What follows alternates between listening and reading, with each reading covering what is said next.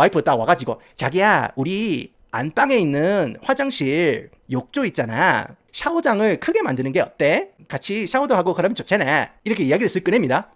욕조가 뭐 괜찮은 거 그거 다 때려 부수고 뭐 샤워 만들 필요 있나? 뭐 얼만데? 뭐 가격이나 한번 들어보자. 내가 알아봤는데 별로 안 해. 뭐 1,300만 원 정도인데 옆집 헤일리 언니도 같이 하면은 50만 원 정도 깎아준대. 그러면 또 남편들 억장 무너지거든요.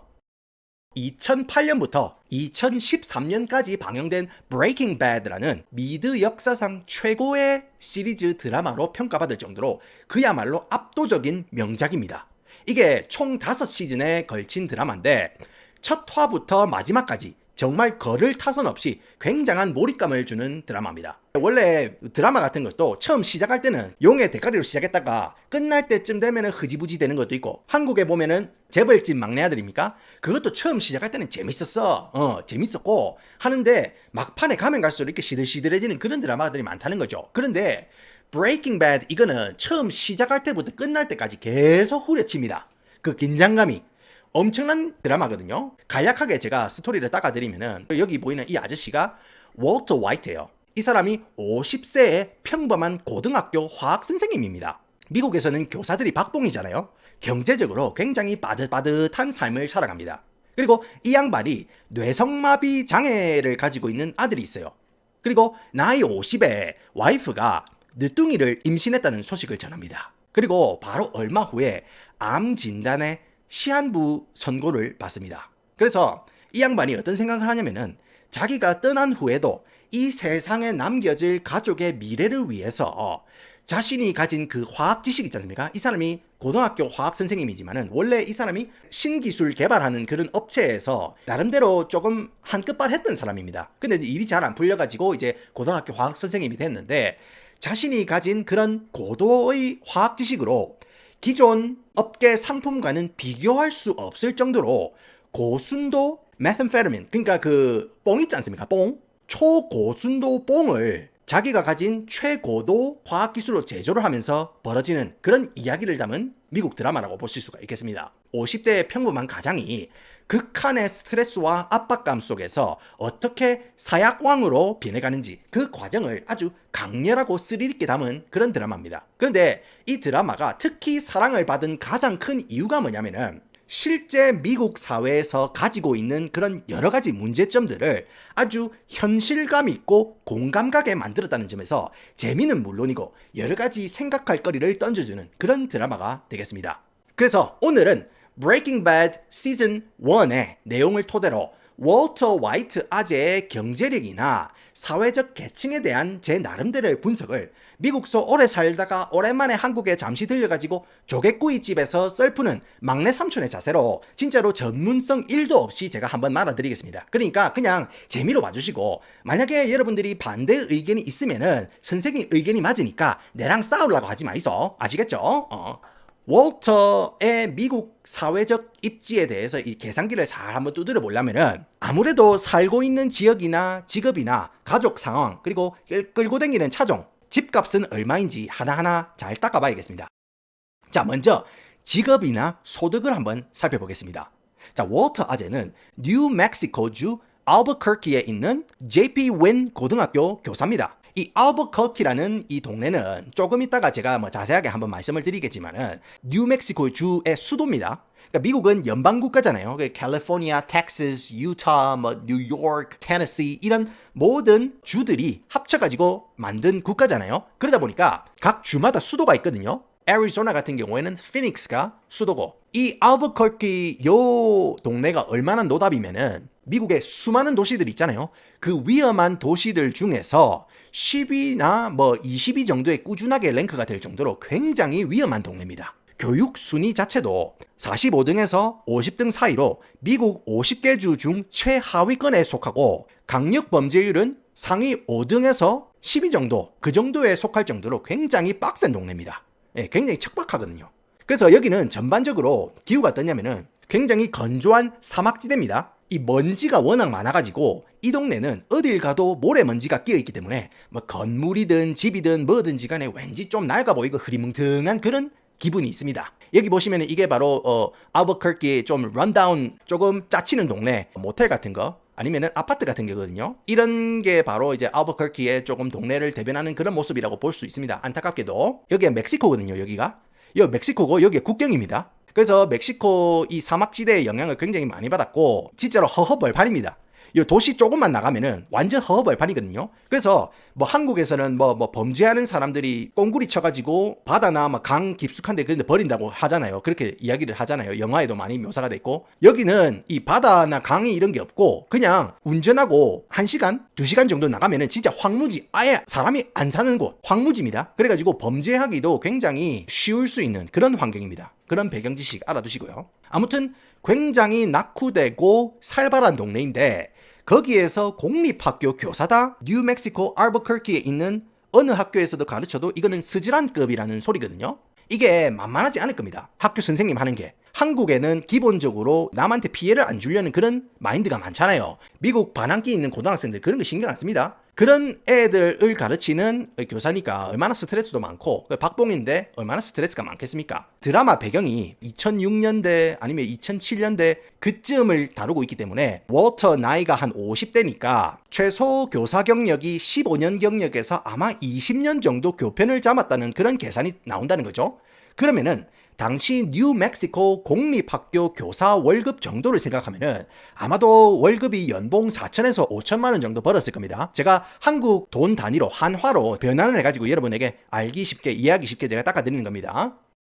공립학교 교사 연봉 4천, 5천이면은 여러분들 이렇게 생각하시겠죠. 아니 떨스야 교사 연봉이 4천이면은 많이 버는 거 아니냐 하시겠는데 극중 당시 물가에 월터랑 비슷한 연령대나 호봉으로 대충 어림잡아서 생각을 해봐도 2008년 뉴멕시코 지역 간호사 연봉이 7천만 원대 그리고 중소기업 사무직 50대 관리직종 회사원도 당시 암만 해도 7천만 원에서 9천만 원 정도는 낚아왔으니까 월터의 연봉이 그런 사람들에 비해서 얼마나 후달리는가를 알 수 있는 그런 대목이겠습니다. 아니 같은 직장에서 15년 20년을 근무를 했는데 연봉이 4천만 원이라니까요. 그래서 극중 월터가 연 4천 벌어가지고는 이 생활이 힘드니까 학교 교사임에도 불구하고 세차장에서 아르바이트를 띱니다. 당시에 최저 시급이 7달러였다고 치면은 주말에 부업으로 하는 거니까 뭐 연간 뭐 300만 원에서 뭐 800만 원 정도 더 벌 수가 있는 겁니다. 주말에 깔짝하는 거잖아요.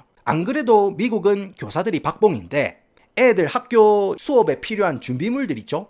그런 거 아니면은 뭐 환경 미화 같은 거, 뭐 애들 뭐 게시판이나 이런데 교실 꾸미는 비용이 있을 거 아닙니까? 그런 거를 교사들이 사비로 내야 되는 경우가 대부분입니다. 그래서 한국처럼 뭐 교육청 예산으로 점토 사고, 찰흙 사고, 수수깡 사가지고 애들 미술 가르치고 그러는 게 아닙니다. 그래가지고 이게 교사들 개인 호주머니에서 나가는 돈이 연 평균 100만 원이 나가는 돈이거든요. 그러니까 미국 교사들은 봉급을 박봉으로 받고도 이런 수업에 필요한 재료라든지 준비물 같은 거를 자기가 사비로 사야 되니까 그러다 보니까 빡빡할 수밖에 없어요. 예, 경제적으로. 그래서 교사들이 방과 후에 애들 스포츠 활동 코치를 하거나 아니면은 미국은 방학이 길고 엄청 자주 있거든요. 방학이. 한국은 뭐 방학 때도 학교 애들 보내고 그랬잖아요. 제 때는 그랬어요. 방학 때도 아이들 학교 보내가지고 자습하고 막 그랬잖아요. 근데 미국은 방학이 엄청 길고 또 엄청 자주 있거든요.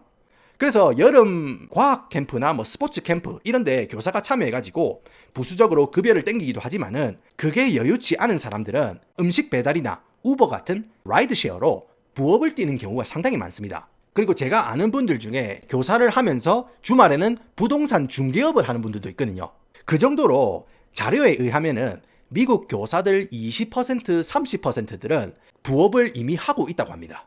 그 정도로 이 굉장히 빡빡한 게 바로 이제 공교육 교사들입니다. 뭐 사실 워터 정도 연차의 교사들은 세차장에서 부업을 뛰어야 할 정도로 빠듯하지 않은 경우도 많습니다. 그래서 이제 만약에 워터가 저연차 교사였다면은 이렇게 뭐 세차장 알바하는 게 좀 더 현실적이겠지만은 아무래도 이제 극적인 효과를 주기 위해서 15년 차, 20년 차 교사 워터를 이제 세차장에서 알바를 뛴다. 뭐 그런 식으로 좀 과장된 설정일 수도 있겠습니다. 미국 이 현실적인 실정으로 봤을 때 그렇습니다. 아무튼 워터 아재의 봉급으로 미뤄봤을 때 재정적으로 조금 쪼달린다는 것을 볼 수가 있습니다. 그렇다고 워터 아재가 뭐 특별히 소비가 개판이거나 뭐 사치를 하는 양반도 아닙니다. 이 양반이 포니악 아즈텍을 끌고 다니고 와이프는 이 크라이슬러 PT 크루저라고 해가지고 정말로 못생겼죠. 엄청 못생긴 이 해치백 스타일의 PT 크루저인데 이게 미국에서 가장 못생긴 차 1, 2위를 다투는 그런 차거든요. 한국으로 치면은 오래된 대우 윈스톰이랑 현대 베르나 정도 끌고 다니는 조합이라고 보시면 되거든요. 그러니까 차 욕심도 없이 대충 오래된 차 굴러가는 대로 끌고 다니는 그런 양반들입니다. 그래서 뭐 소비가 개판인 것도 아니고 꽤 검소하게 사는데도 생활이 빠듯한 겁니다. 그러니까 한국이랑 비교했을 때 이 숫자상으로 안 보이는 그런 상대적 쪼달림이 있는 겁니다. 뭐 연봉이 4천이고 5천이고 이래도 아시겠죠? 그러면은 대충 월터의 직장이라든지 아니면은 차종이라든지 그런 걸 살펴봤으면은 다음에는 이제 가족 관계라든지 가장으로서의 상황은 어떻는가. 자, 월터는 스카일러라는 와이프가 있어요. 그리고 고등학생으로 추정되는 뇌성마비를 앓고 있는 아들내미가 있습니다. 예, 아들이 한 명 있습니다. 보통 미국인들은 애가 운전하는 나이가 되면은 16, 17 그쯤 되면은 이제 애들이 지가 알아서 아르바이트를 시작하거든요. 그리고 대부분 성인이 되면은 지가 알아서 독립을 하는 그런 태클을 타는 경우가 많습니다. 그런데 요즘 도시 지역은 일자리 구하기도 뭐 애매하고 그래가지고 부모랑 같이 살면서 방값 아끼는 사람들도 많지만은 암만 해도 미국 정서상 24 그 언저리에는 사람들이 되게 독립을 하거든요. 그런데 이제 워터 같은 경우에는 큰아들이 뇌성마비를 앓고 있으니까 아무래도 성인이 되더라도 케어를 계속 해줘야 되는 그런 상황일 수가 있겠습니다. 따라서 월터 아재가 공립학교 교사니까 매달 보험료만 30만 원 정도 나갈 거고 뭐 물리치료라든지 기타 케어 비용까지 하면은 60만 원 정도 들 거라는 거죠. 근데 월터 아재가 뭐 연봉 그래 받아가지고 월 350, 400 정도 버니까 매달 60만 원으로 보험료가 나간다는 거는 꽤 부담이 갈 수 있는 그런 수치거든요. 그 점 알아두시고요. 그런데 월터 아재가 기세 좋게 나이 50에 또 늦둥이를 가졌어요. 금술 좋죠. 예, 좋아. 금술 좋아. 그래가지고 아기가 태어난다는 거는 정말로 숭고하고 아름답고 기쁜 일이지만은 일단 미국 정서의 가장 현실적인 가장의 입장에서 감정이입을 해서 봤을 때는 뭐 나이 20, 서른에 깜짝 임신 소식을 들으면은 이래저래 와이프랑 뭐 젊은 혈기로 전투 모드로 헤쳐나가겠지만은 미국에서는 나이 50 정도 되면은 노후에는 이 정도 맞춰가지고 살고 한 달에 이 정도는 때를 맞춰서 살면 되겠다라는 그런 계산을 생각하는 구간이 바로 50대거든요. 아니면은 50대 이미 노후에 대한 계산이 끝난 시기란 말이에요. 그런데 이 시기에 완전 생 늦둥이가 태어난다? 미국에서 아기를 18살까지 양육하는데 드는 비용이 뭐 대략 4억, 5억 5천 정도 든다고 하거든요. 지역에 따라 다르겠지만은. 그러면은 30살 때 접한 깜짝 임신 소식이랑 나이 50에 접한 임신 소식이랑 월터 아재의 이 재정 상황으로 봤을 때 기쁨과 함께 밀려오는 그런 현실적인 걱정과 부담의 데미지가 보통이 아닐 거라는 거죠. 지금 이 아재가 아이고 초음파 사진을 이렇게 보고 있지만은 내가 웃는 게 아니죠. 바로 이런 식으로 정색이 들어갑니다. 바로 현실적인 불안감이 온다는 거죠. 자, 다음으로는 워터가 사는 집이나 동네를 한번 살펴보겠습니다. 극중에 이 워터 아재가 뉴멕시코 알버커키 네그라 아로요 레인 308번지에 살거든요. 이게 단층 랜치 스타일 주택입니다. 복층이 아니에요. 여기 2층 집이 아니고 그냥 1층 단층이고 여기 이제 지붕이 이렇게 있는데 요 위에 빈 공간이 있습니다. 예, 빈 공간이 있고 여기다가 인슐레이션이라고 하죠. 이제 스펀지 같은 걸로 꽉꽉 채워져 있습니다. 보면은 차고가 이렇게 있고요. 2대를 주차할 수 있는 차고, 생짜배기 단층 구조 집에 방 3칸, 그리고 화장실 2칸 이렇게 해가지고 전형적인 교외 지역 스타일의 그런 렌치 스타일 되겠습니다. 그리고 뒷마당에 보면은 뉴멕시코 같은 경우에는 굉장히 건조한 지역이기 때문에 뒷마당에 잔디가 없죠. 예, 앞마당도 아까 보셨지만은 잔디가 별로 없습니다. 여기 워낙 물이 귀하기 때문에 이런 식으로 나무를 박아놓거나 잔디를 박지 않는 그런 경우가 많아요. 법으로 금지하는 경우가 많거든요. 물이 부족하다 보니까. 잔디가 여러분들 물을 엄청 잡아먹습니다. 물 먹는 하마입니다. 근데 이제 수영장 같은 경우에는 물을 한 번 받아 놓으면은 여러 번 쓰잖아요. 예, 락스 뿌리고 이러면 여러 번 씁니다. 그리고 또 뉴멕시코 같은 경우에는 기후가 워낙 뜨겁기 때문에 이런 식으로 집에 수영장이 있습니다. 근데 여러분들 보시면은 이게 뉴멕시코가 워낙 여름이 길고 건조하고 뜨겁기 때문에 오래된 집이나 뭐 빈곤층 가구를 제외하고는 상당히 많은 집에 이런 식으로 수영장이 있습니다. 예, 그래서 뭐 집에 수영장이 딸려 있는 게 그렇게 막 스페셜하지는 않거든요. 그리고 이 수영장 상태를 보면은 여러분들 이 집 살림이 괜찮은가 안 괜찮은가를 조금 가늠할 수가 있습니다.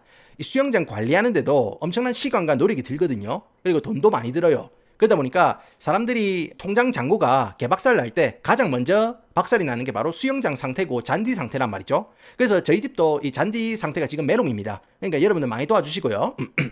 예, 자본주의적인 이야기를 해버렸네요. 그러니까 여러분들이 아셔야 될 게 수영장이 있다고 해서 뭐 이렇게 굉장히 스페셜한 건 아니다. 그런 말씀을 드립니다. 그리고 실내 건축 양식이나 실내 인테리어에 이런 식으로 목재 패널을 박아놓은 거 보면은 전형적인 70년대, 80년대 지어진 교외 지역 주택에 깔아라는 거죠. 70년대, 80년대 지어진 주택 보면은 이런 식으로 부엌이 여기 있고, 여기 벽이 있고, 이런 식으로 바 형식으로 이런 식으로 있고, 그 다음에 여기에 다이닝 룸이 분리가 돼 있어요. 그리고 거실도 여기에 벽이 있어가지고 분리되어 있는 경우가 많습니다. 그러니까 전형적인 7, 80년대 미국 주택 양식이죠. 그러면 뭐 대충 그 당시에 지어진 주택이고 2008년도, 2007년도 정도의 시세로 대충 때려보면은 뭐 한 1억 5천? 아니면 1억 8천 정도 하는 집이라는 거죠. 그 사이 가격대의 집일 거고, 만약에 이거를 내 집 마련 30년 주택대출로 구입한 자가라고 치면은 암만 해도 대충 집세로 월 100에서 140 정도는 나갑니다. 뭐 알버커키 지역 재산세가 뭐 주택 가치의 뭐 1%라고 하니까 뭐 재산세를 1년에 200만 원 돈을 낼 수가 있다는 겁니다. 그리고 월 100에서 130 정도 집에 꼬라박는다, 그렇게 생각하시면 됩니다. 보시면 이제 인테리어도 굉장히 클래식하죠. 올드하죠. 이런 거 라이트라든지 아니면 이 캐비넷 같은 것도 나무로 짜놓고, 냉장고도 굉장히 낡았고, 그 다음에 이런 식탁 같은 것도 전형적인 오래된 양식으로 이렇게 해놨죠. 뭐 요즘 뭐 이케아 뭐 이런 데서 파는 미니멀한 스칸디네비안 양식의 어떤 그런 인테리어도 아니죠. 그러니까 제가 말씀드리는 게, 월터가 지금 이 집이 40년 가까이 됐는데 집안 인테리어가 그대로입니다. 그 말은 이 살림살이 좀 괜찮은 집은 한 5년 주기로 리모델링을 하고 조그만한 섹션이라도 리모델링을 시작하거든요. 암만 해도 이제 10년 주기로 카펫을 교체한다거나 바닥도 새 걸로 교체하는 그런 경향이 있단 말입니다. 왜냐하면 이 미국 상당수의 지역은 저렴하고 빠르게 집을 짓고 교체나 리모델링도 빠르고 활발하게 돌려가지고 사람들이 주기적으로 100단위, 1000단위 큰 돈을 경제 활동에 쓰게 하는 그런 경제 구조라는 거죠.